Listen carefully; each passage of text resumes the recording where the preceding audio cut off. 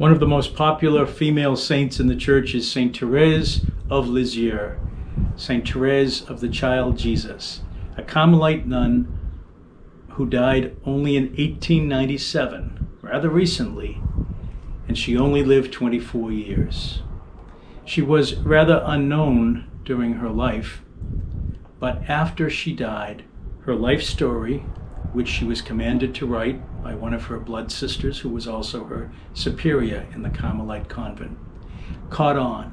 Many people throughout the world read it, and the ideas that she put into that life story, a story of praise of God, really became well known throughout the whole world.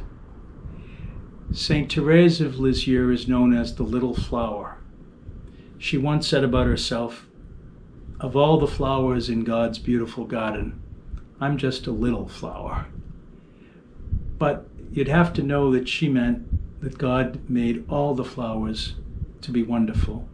And even though she saw herself as not being quite as colorful or as large, perhaps, as some of the other flowers, some of the other people in the world, she knew that God cared for her.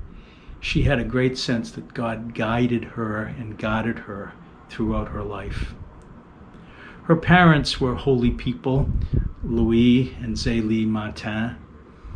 They now are saints with her, canonized saints of heaven. Her mother, unfortunately, died when she was quite young, and that was a great loss for her.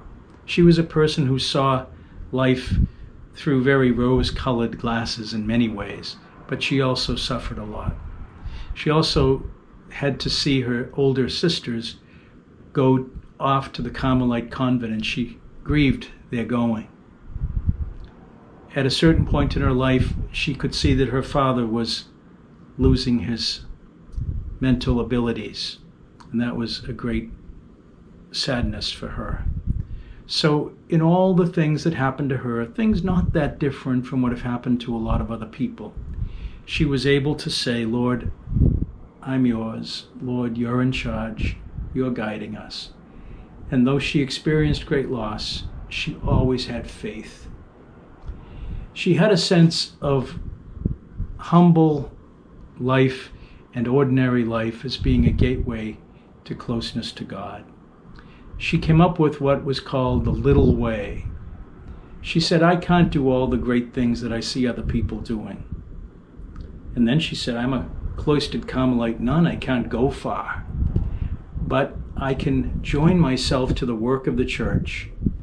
And she said, "I can't be somebody who has the arms and the legs of a great missionary or people who do things that I can't do, but I know what I can do." She said, "If the church is like a body which has arms and legs and great minds and so forth and spokespeople," she said, "I will be like the heart of the church." And she said, in the heart of the church, a symbol of love and earnest prayer, in the heart of the church, I will be love. What she meant by that is she would love and pray for many people. And she certainly did that with great faith. Therese of Lisieux entered the Carmelite convent at 15 and died there at 24. Sometimes people think of her as somebody who was always saying sweet things, and indeed much of her writing is very, very hopeful and positive. But at the end of her life, she came to experience pangs of challenge to her faith. She was so sick with tuberculosis, and it was very, very difficult for her.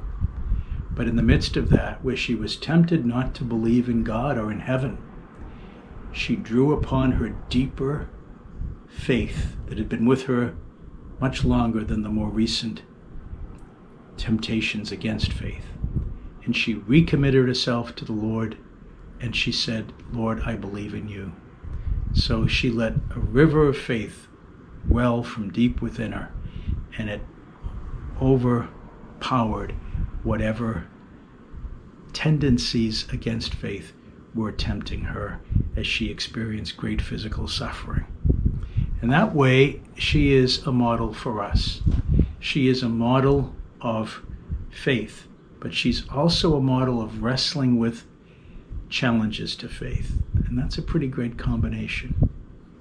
Therese of Lisieux, as we think of you holding roses, a sign of your love for us and your being a flower in God's garden, and as we think of you holding the cross of Christ, help us to have something of the confidence that you were able to muster, even in the midst of your trials of faith. The window in honor of St. Therese of Lisieux, the little flower, is given in memory of Mr. and Mrs. James Walsh.